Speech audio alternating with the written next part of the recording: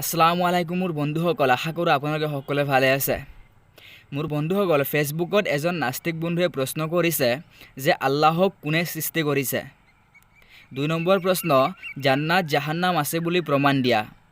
মই ২ নম্বৰ প্ৰশ্নটোৰ উত্তৰ অহা ভিডিঅ'ত দিবলৈ চেষ্টা কৰিম ইনশাআল্লাহ। এতিয়া মই ১ নম্বৰ প্ৰশ্নটোৰ উত্তৰ দিম। তেখেতে কৈছে যে আল্লাহক কোনে সৃষ্টি কৰিছে। মই মোৰ নাস্তিক বন্ধুক ক'ব খোজোঁ যে এইটো আপোনাৰ প্ৰশ্নই হোৱা নাই, এইটো প্ৰশ্নই নহয়, কাৰণ আল্লাহক কোনেও সৃষ্টি কৰা নাই। আল্লাহ সদায় আছিলে, সদায় আছে আৰু সদায় থাকিব। আপুনি দুটা শব্দ বুজি পাব লাগিব, সৃষ্টি আৰু স্ৰষ্টা।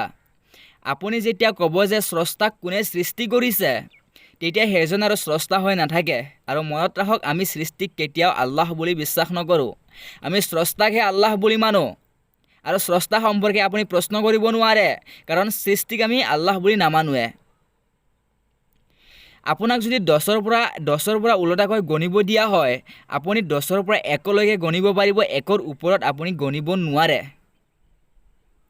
মোৰ বন্ধু, আপোনাক যদি সোধা হয় যে 84 গুণ কিমান, আপুনি ফটক কৰি উত্তৰটো দিব নোৱাৰে। আৰু আপুনি আল্লাহ সম্পৰ্কে প্ৰশ্ন কৰিছে, আল্লাহক কোনে সৃষ্টি কৰিছে বুলি প্ৰশ্ন কৰিছে, সেয়া আপোনাৰ মগজুত নুঢুকে মোৰ বন্ধু। আপোনাক এটা উদাহৰণ দিওঁ যে ধৰি লওক আপুনি মোবাইল সৃষ্টি কৰিছে।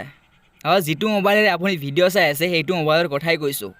ধৰি লওক আপুনি মোবাইল সৃষ্টি কৰিছে, মোবাইল সৃষ্টি কৰি মোবাইলৰ ভিতৰত আছে নে আপুনি মোবাইলৰ বাহিৰত আছে? নিশ্চয় আপুনি মোবাইলৰ বাহিৰত আছে। ঠিক তদ্ৰূপ আল্লাহে বিশ্বব্ৰহ্মাণ্ড সৃষ্টি কৰিছে, আল্লাহে সময় সৃষ্টি কৰিছে। আল্লাহে সময় সৃষ্টি কৰি সময়ৰ বাহিৰত আছে।